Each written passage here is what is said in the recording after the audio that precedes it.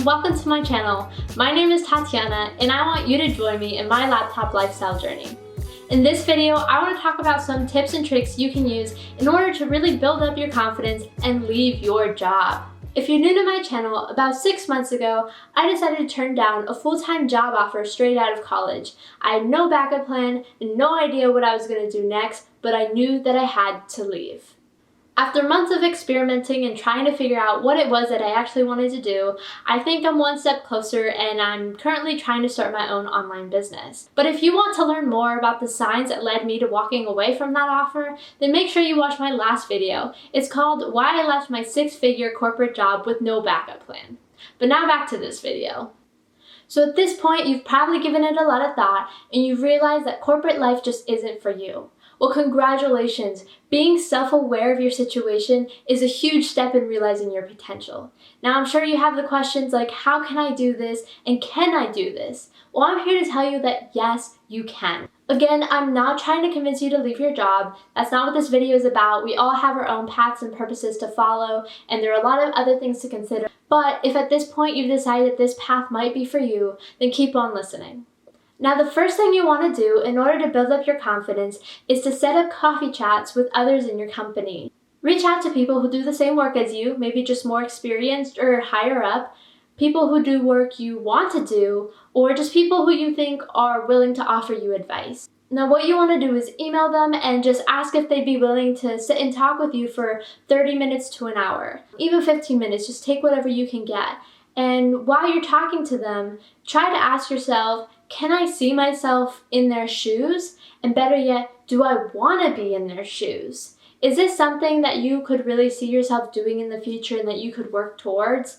I know for me, when I did this and I talked to a lot of people in my company, I learned quickly what it was that I enjoyed talking about. So when I met with others who were in the same position as me, doing the same type of work as me, it was helpful because I got advice from them, but it was also super great for me to reflect on how I felt when I had these conversations. I wasn't super excited to see that that would be my future in a couple of years. But when I talked to other designers in that company, it was just clear how my energy changed when I talked to them. They would often say, girl, you need to be doing design. That's clearly what you're passionate about. So that's what I got out of these conversations, and I think this is a good conversation for you to have with yourself to see if you really do want to leave the corporate life, or maybe you just need to change positions, professions. But what I'm trying to say is that these conversations are going to help you in deciding what path you should follow and what are things that may actually interest you.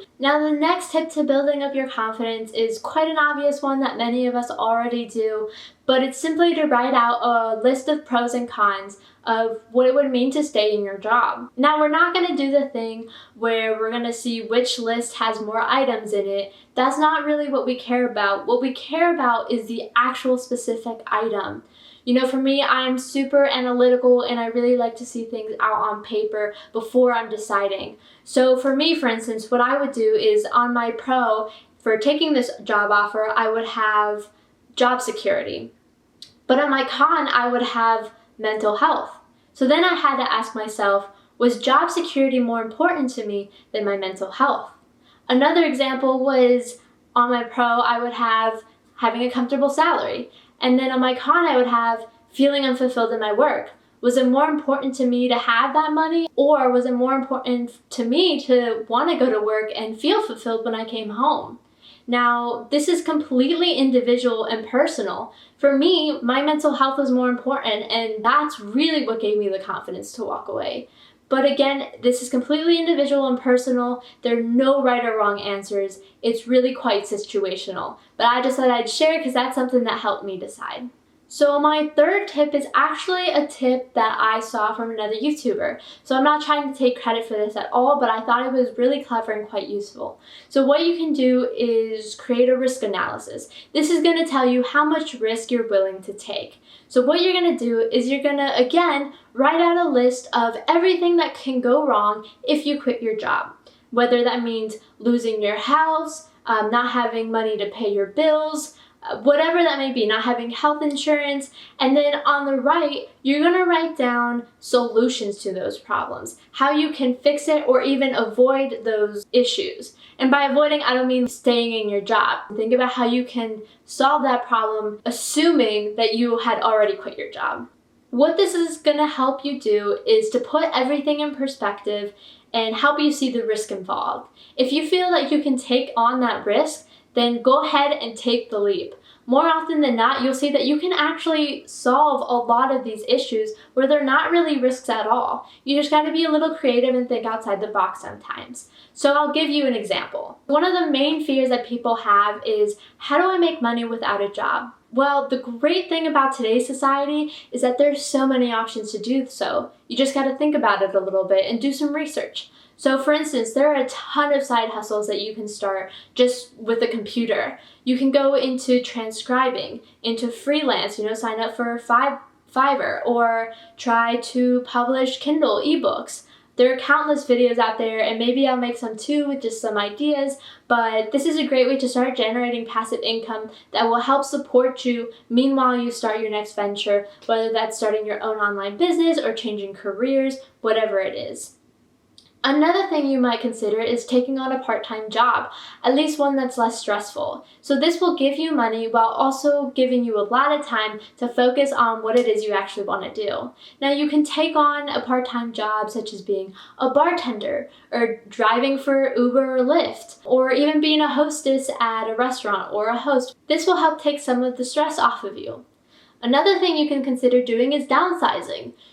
Rent is a big stressor for a lot of people, and once you quit your job, you might not be making the same amount as you were before, at least not in the beginning. So it might be worth considering downsizing or getting roommates or doing something of the sort in order to still afford your lifestyle and not have that stress you out, because you're going to have a lot of other things on your mind at the beginning when you first quit your job. And the last thing that I want to suggest you do is, let's say all of that still sounds way too risky. Well, then you can always continue working, save that money, and start a side hustle while you're employed. So now you still have your regular income coming in, but you're also going to have passive income. And once you see that that's generating enough wealth for you, then you can quit your main job, take the leap, and turn that side hustle into your main hustle. At least now you know that it's actually going to be generating you money, and you don't have to worry about, what am I going to do with no money when I have no job? That's a great way to minimize your risk and get started. Another confidence builder is to reach out to someone who has done it before. You aren't the first, and you definitely won't be the last. There are many people who have done this before you, and they're willing to help. Now, I know you're scared of making mistakes, and they're going to help you avoid some of the most common mistakes. But odds are you're still going to make mistakes along the way, and I want you to know that that's okay. That's actually great, because it's going to help you do better in the long run. And you want to shift your mindset and see that each mistake is a learning opportunity, because in doing so, you're going to be much more resilient, and your business or your venture or whatever it is you're doing now is going to last much longer. And so what you want to do is find a community that works for you. For some of you, that might mean that you need a business coach. There are a lot of people on YouTube who do this. Some of you might want to join a local entrepreneur community, whether that's on Facebook or physically. Meet other entrepreneurs who have gone on this journey before you. Ask them questions, see how they can help you. Also, finding a mentor is a great resource because you get that one-on-one attention. I guess it's kind of similar to a business coach. I actually don't know the difference. Maybe I should look at that. Even ask those close to you. Maybe some of them have tried going on an entrepreneurial journey. Ask them how they started, what they wish they would have done differently, and maybe their answers are enough to inspire you to continue going down your path. In other words, what I'm trying to say is find people who are doing what you want to do and learn as much as you can about that specific topic. This is going to motivate you and give you a reason to want to change careers. At the end of the day, you're making this decision for yourself. Your mom, your dad, your brother, your cousin, your husband, your wife, whatever it is, your friend, they're not the ones living your life. You got to do what is right for you. You don't want to spend your life asking yourself, well, what if I had done this? No, instead, I want you to be proud of yourself because you were able to remove yourself from a limiting situation and are now going to invest the time and energy to see yourself grow, to see yourself flourish.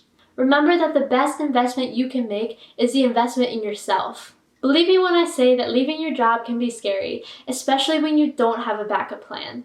I don't necessarily recommend that, but if you are in that situation like I was, it is completely doable. If your biggest fear is not knowing what to do next, then make sure you hit that notification bell and subscribe to my channel because you don't want to miss my next video where I'm going to discuss different ways you can get out of this analysis paralysis mindset and really find your true calling. Well, thanks for listening to another one of my videos. If you found this helpful, then make sure to give this video a thumbs up and I will see you next time. Bye!